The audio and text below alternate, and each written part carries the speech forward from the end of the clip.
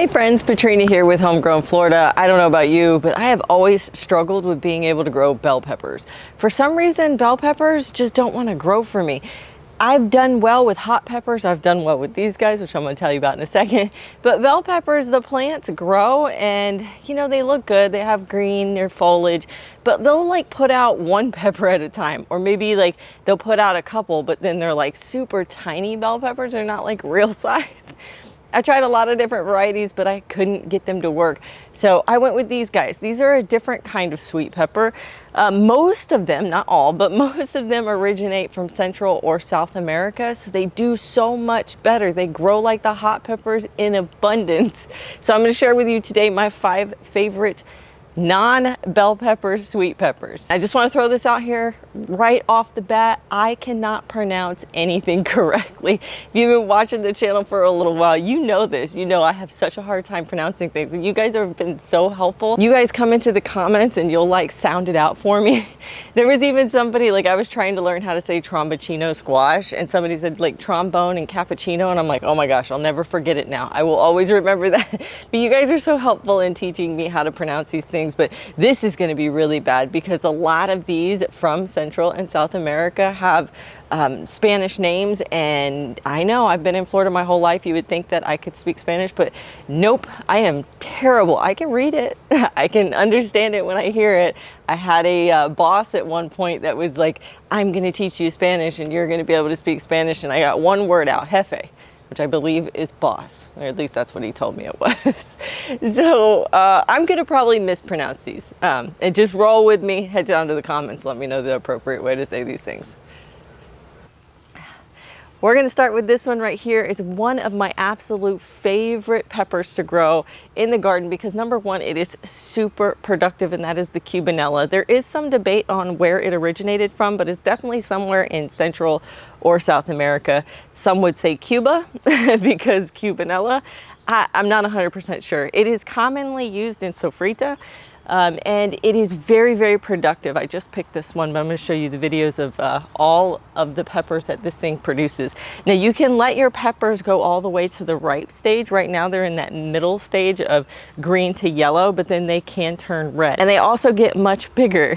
This one had a lot of flowers, so it kind of didn't allow the peppers to get as big, but that's okay with me. It's still the same amount of peppers. The Cubanella, taste-wise, is probably the closest to a bell pepper that I can think about, or kind of like a banana pepper. They remind me a lot of like a banana or a bell pepper. Now these two right here, they're not quite looking so hot. This one is having some disease issues. I cut it back. This one's actually looking still pretty good, but these are paprika. You're probably familiar with this pepper in your deviled eggs. So when you make deviled eggs and you sprinkle that red powder on top, that is paprika.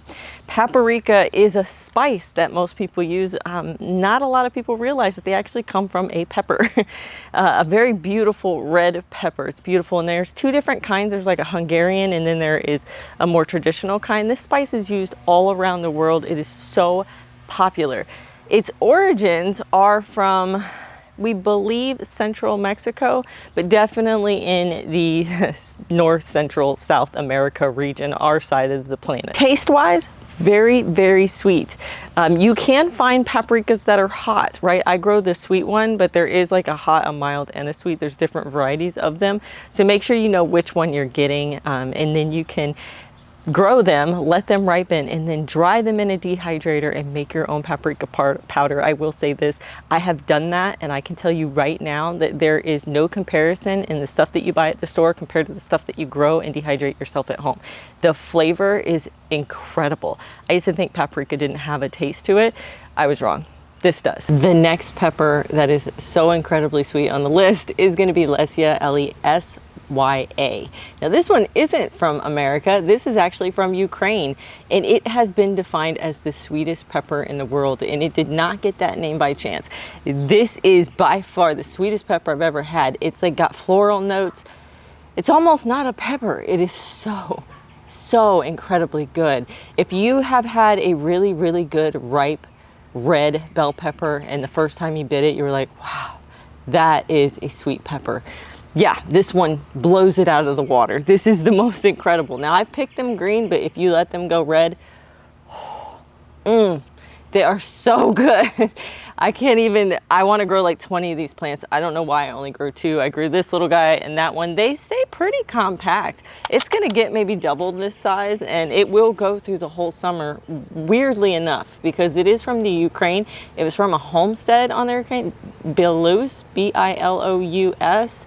I'm not sure, I'm sure I'm pronouncing that wrong, but it was a homestead that developed this pepper, and then it has become nationwide famous.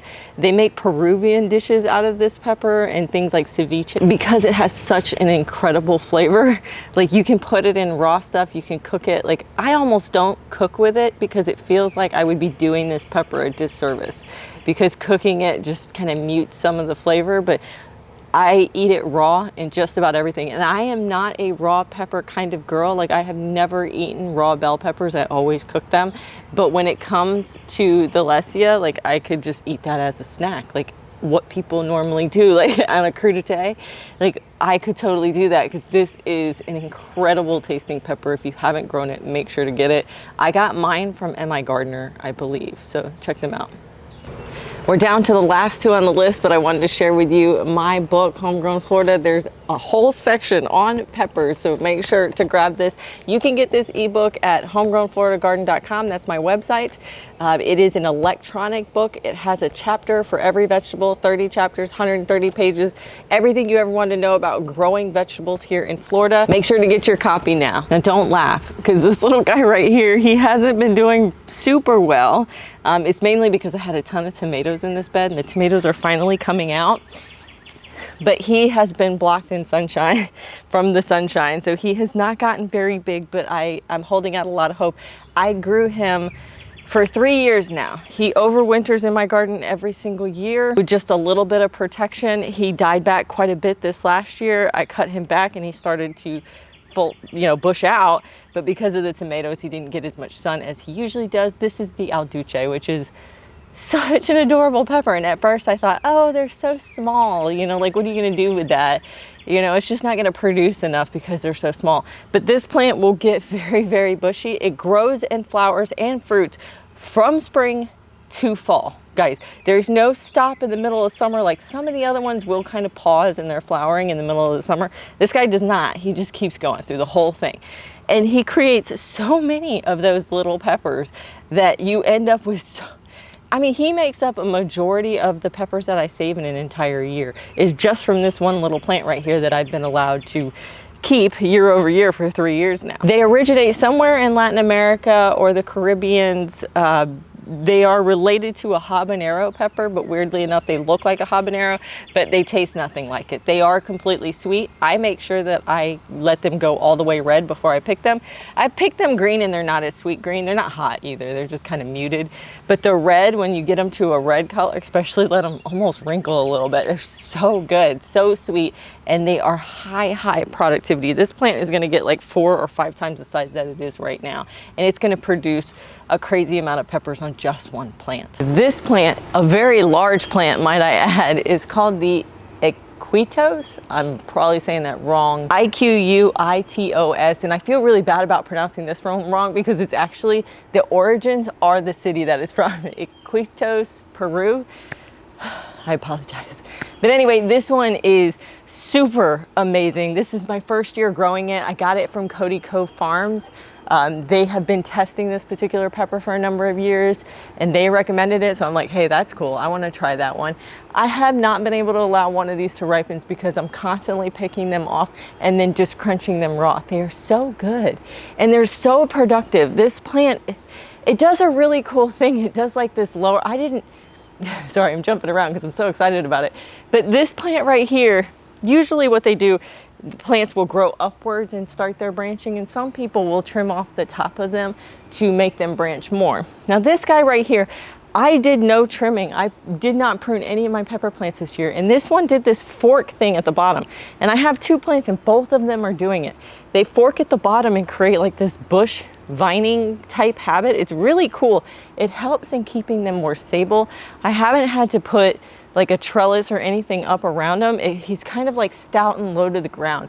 I really like that. On top of that, the peppers are really in abundance. I mean, there's probably I don't know, 30 or 40 peppers on this plant, and I've already harvested from like 3 times now, and it still has peppers on it. It just puts out flowers like you would not believe, and then you pick them and then it puts out more. I need to like let them go because I want to see what they look like ripe. They are in the same family as the Al Duce pepper that we saw earlier, and you can kind of tell because they look kind of similar in that they're like very small and they're very productive, and this little stout appearance is really cute.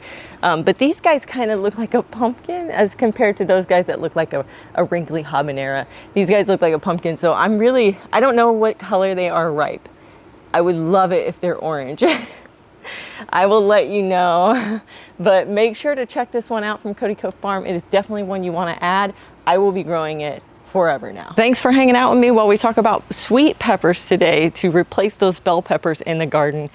Make sure to check some of these out. If you've grown them, let me know. If you have another recommendation that grows really well during the summers in very hot climates, make sure to head down to the comments and leave me a note because I will try those out. Happy gardening, guys.